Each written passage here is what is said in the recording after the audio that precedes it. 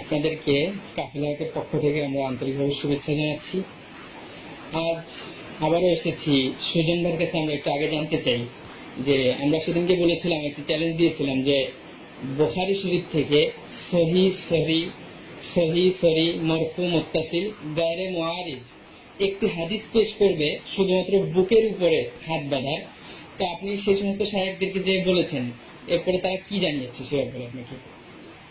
সে ব্যাপারে কথা কি যে তারা টোটালি কালকে আমার যাওয়ার সাথে সাথে তারা বলতেছে কি যে আমি তাকে জিজ্ঞেস করছি যে ভাই আপনারা নাকি যাবেন বা বড় মানে হুজুর নিয়ে কি আপনার কথাটা কি, তার সে বললো কি যে না ওইখানে যাবো না, ওইখানে গেলে ঠাট্টা সৃষ্টি হবে।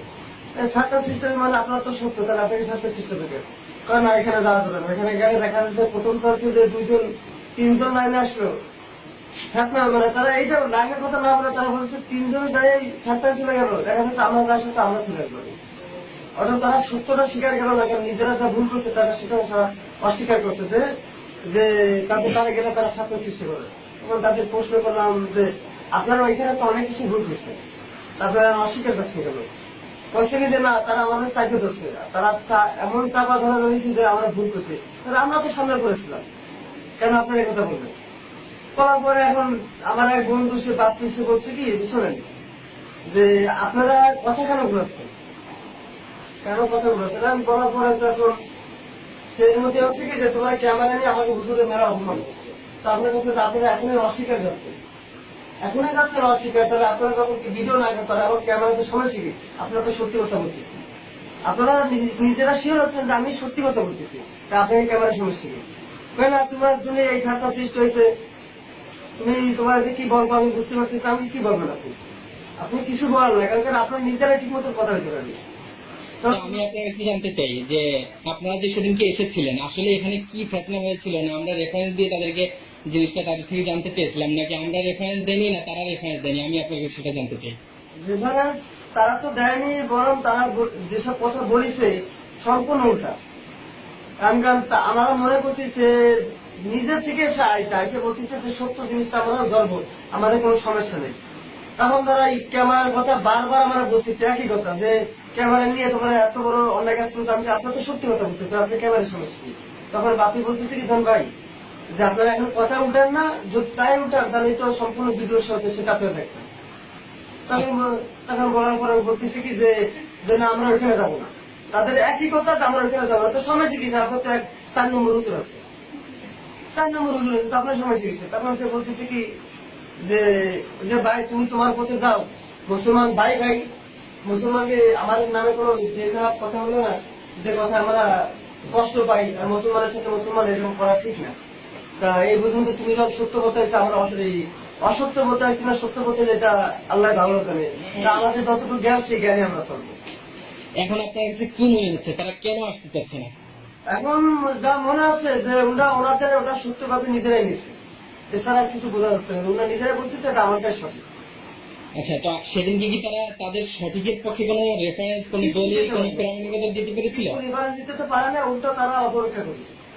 আচ্ছা, ধন্যবাদ সুজন ভাইকে আপনি আপনার সুন্দর মন্তব্য দেওয়ার জন্য। তো এখন আপনার তাদের সাথে কথাবার্তা বলার পরে এখন আপনার কাছে কেমন লাগতেছে যে আপনি যে পথে আছেন বা আগে যে পথে ছিলেন বা মধ্যখানে যেদিকে গিয়েছিলেন, এখন আপনার কাছে কেমন মনে হচ্ছে যে এখানে আছেন? এটা যে আমি একদম 100 নিজের কাছে বলতে যে আমি আসলে ভুল পথে গেছি। এখন যে আল্লাহ যে আমার অশেষ রহমত, আমি সঠিক পথে আসলে বুঝতে পারিনি যে আল্লাহ আমার রহমত করেছে বলে আজকে আমি যা আগে যাচ্ছিলাম বা আমি যে বর্তমান যেটা আছি সেটা সবচেয়ে ভালো পথে। আর তারা যেটা বলছে যে আল্লাহ দিতে একদম সম্পূর্ণ ভুল, পুরো 12 তারা সম্পূর্ণ তারা একটা হাদিসের উপর শাসনই করে, কিন্তু তারপর ঠিক মতন তারা করতেও পারে না সেই জিনিসটা। যদি আপনার কাছে তারা এসে আবারও এরকম দাওয়াত দেয়, তো আপনি তখন কি করবেন বা তা আপনার কি করণীয়? তারা সে চান্স আমি দেবো না, কারণ তারা শুরু থেকে মিথ্যা কথা বলে, তাদের পরবর্তীতে কথা আসবে সেরকম চান্স আমি মোটেও দেবো না, তাদের কথাবার্তাই উল্টা। আচ্ছা, সুজন ভাইকে কাফেলা পরিবারের পক্ষ থেকে অনেক ধন্যবাদ। রুবেল ভাইয়ের কাছে, রুবেল ভাই গত শুক্রবার এসেছিলেন, কিন্তু আপনাকে আমরা হাতের কাছে না পাওয়ার কারণে আমরা আপনার কাছ থেকে শুনতে পারিনি যে আসলে আপনার এখন মানসিক ভাবে আপনি কি ধরনের ইয়াতে আপনি আছেন। আমরা আপনার কাছে জানতে চাই যে গত শুক্রবার যে আপনি এসেছিলেন, এখন আপনার কি অবস্থা? এখন আল্লাহর রহমতে আমি খুবই ভালো আছি।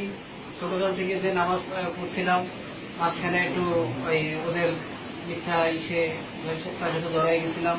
তারপরে যখন রুবেল ভাই আর একটু জোরে বললে ভালো হয়। জি।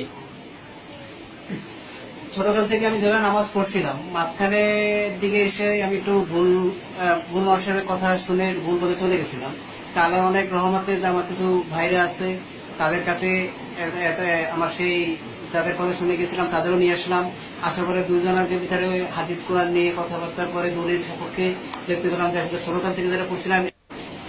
এখন রুবেল ভাইয়ের কাছে আমাদের যেটা জানার বিষয় সেটা হলো, আপনাদেরকে আমরা চ্যালেঞ্জ দিয়েছিলাম যে সহি বুখারী থেকে, আপনাদের শায়েখদের কাছ থেকে চ্যালেঞ্জ দিয়েছিলাম, সহি বুখারী শরীফ থেকে সহি সরি মারফু মুত্তাসিল গায়রে মুআরিজ একটি হাদিস পেশ করবেন আপনাদের বুকের উপরে হাত বাঁধায়। তো আপনারা কি সেটি চেষ্টা করেছেন, বা আপনি কি আপনাদের কোন শায়েখের সাথে সে ব্যাপারে কোনো আলাপ করেছেন?